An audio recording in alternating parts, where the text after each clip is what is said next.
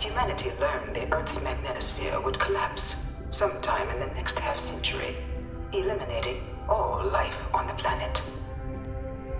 Decisive action was required, but the secure transport of an entire civilization would demand a new kind of cooperation, a new kind of courage, and a new kind of union. Thus, in 2159, the United Colonies were formed to make that journey possible. Just 1 year later, the Galileo, the first of many colony ships, touched down here on Jemison, beginning a new era of human history, the age of the United Colonies. The effort and planning it must have taken to evacuate literally the entire world. Can you imagine? The logistics alone must have been mind-boggling.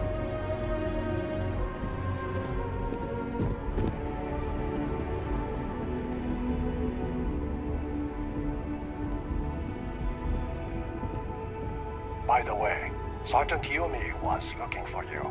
Apparently, he's got some work.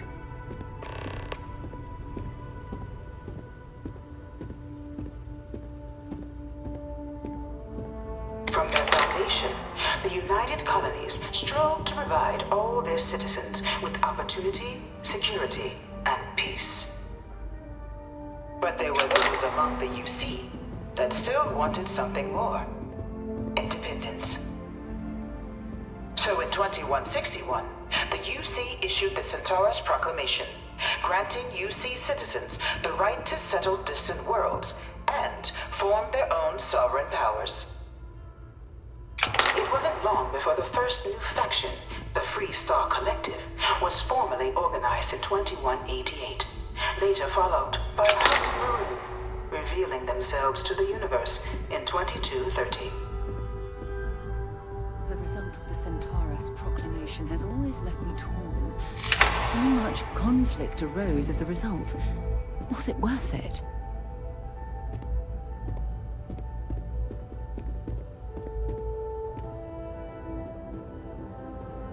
It was only in 2230 that the faction known as House Varoon first made contact with the rest of the settled systems. Founded by the passengers of a colony ship that had left New Atlantis and disappeared 4 decades earlier, House Varoon was a faction unlike any other. A theocracy dedicated wholly to the beliefs of its isolationist founder, Jinan Varoon. House Varoon initially made overtures of peace towards the rest of the settled systems. They claimed their only intention was to spread the word of their god, the Great Serpent. But none could have guessed that this worship might take the form of a bloody war, the Serpent's Crusade.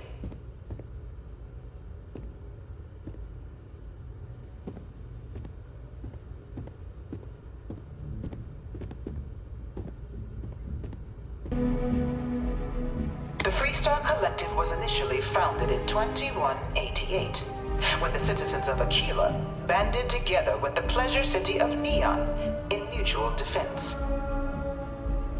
But in 2194, after the deployment of a UC medical star station in orbit around their world, the citizens of Narion also requested to join the collective.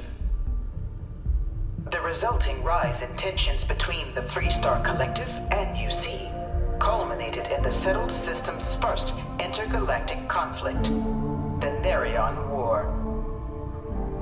Despite a decisive victory by the UC, the colonies permitted the citizens of Narion to join the collective, forming the basis for the fiercely independent union that persists to this day.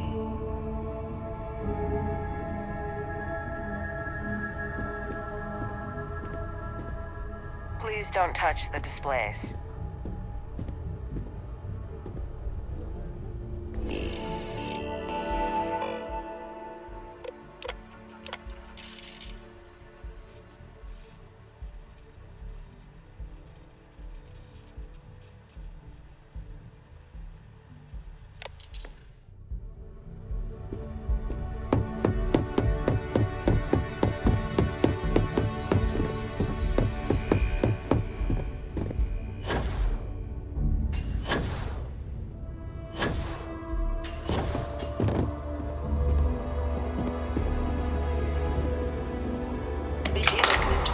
2140, House Varun forces declared all-out war on the rest of human civilization, initiating the Serpent's Crusade. Over the next 23 years, thousands of Freestar, UC, and independent souls were killed by agents of House Varun in the name of their serpent god. It was only with the death of their founder in 2263 and the succession of his heir Jarek that House Varun finally sued for peace. There remains, however, select members of House Varun who refuse to recognize the cessation of hostilities their leaders established.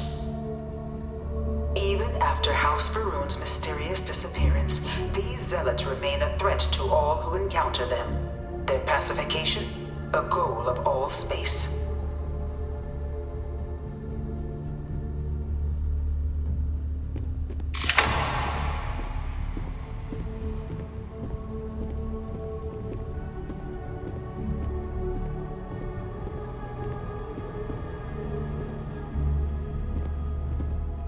Of the many conflicts between the galaxy's factions, none was more brutal than the recent colony war between the UC and the Freestar Collective.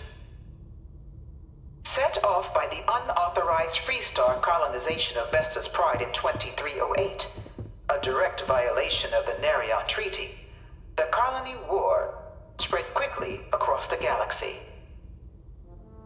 Both sides deployed every tool at their disposal.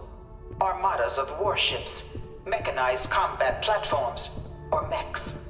Even bioengineered alien creatures, the infamous UC xeno-weapons. It was only in 2311 at the Battle of Cheyenne that the scales finally tipped. The Freestar Collective, utilizing their civilian fleet as a human shield, successfully crippled the superior United Colonies Navy. After their shocking victory against the galaxy's greatest navy, the Freestar Collective offered terms of peace, which the colonies, out of an interest in staving off any further human costs, accepted. The galaxy has been rebuilding ever since. The colony war was a horrible conflict that irreparably wounded the settled systems. There were times I felt that it would never end.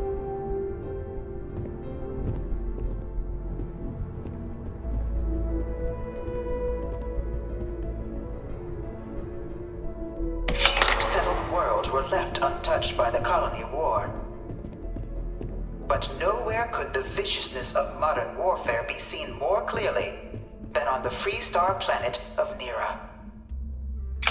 Initially occupied by invading United Colonies forces as a forward operating position, repeated attempts to take and retake the planet by collective forces led only to devastation. Swaths of the world were transformed into scorched husks, a nightmarish testament to the depths of human ingenuity and human cruelty. And today, Nera remains a continuing reminder to the horrors of unfettered war.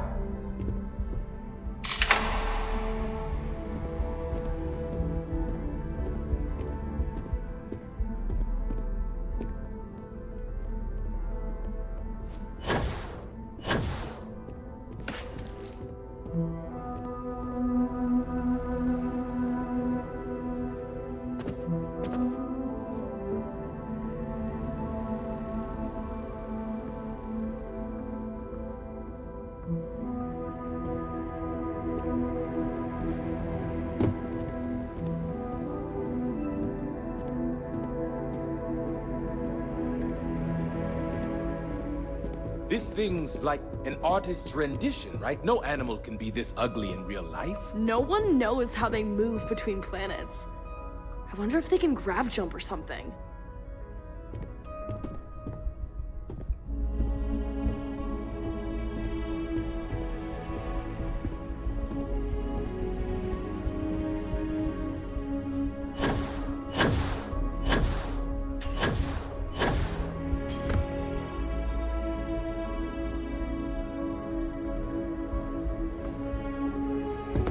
bring her here almost every day to stare at this thing. You know it was some UC general that condemned Londinian? Gave it over to these things. One of these murals said he was executed after the war. Might have gotten off too lightly.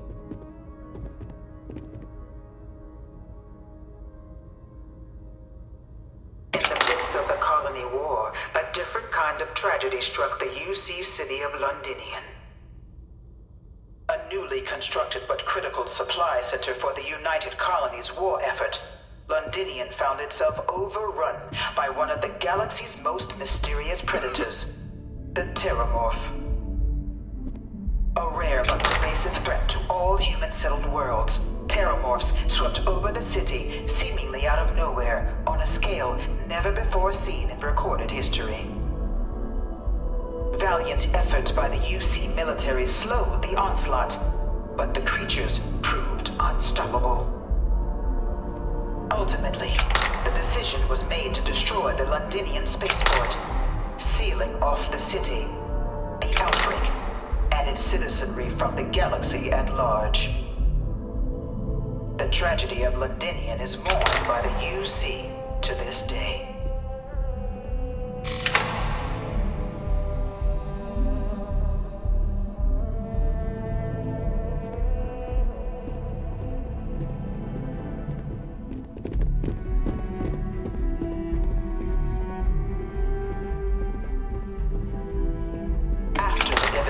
Wrought by the colony war, the UC and the Freestar Collective came together to ratify a treaty that became known as the Armistice.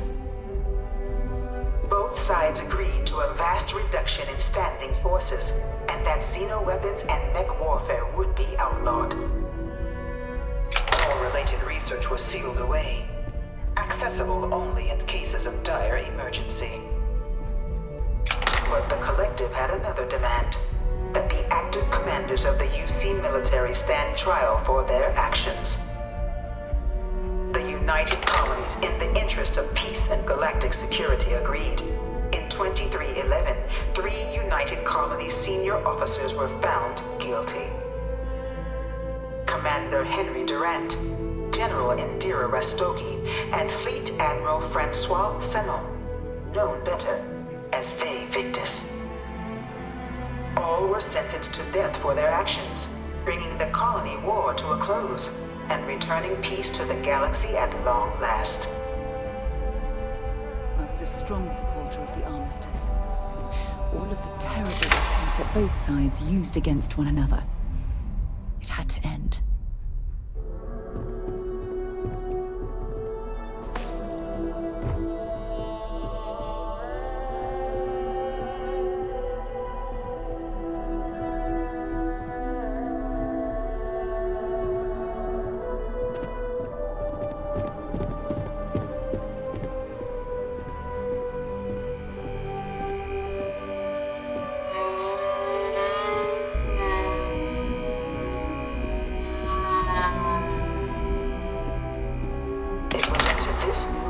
That the Vanguard was born.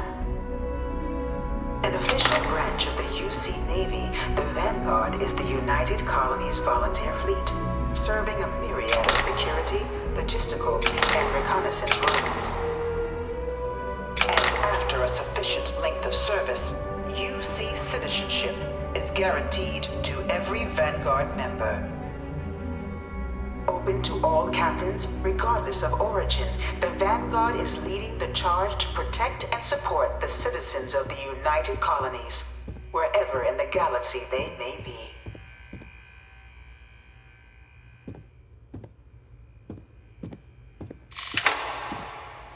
You looking for the exam room? Just down the hall.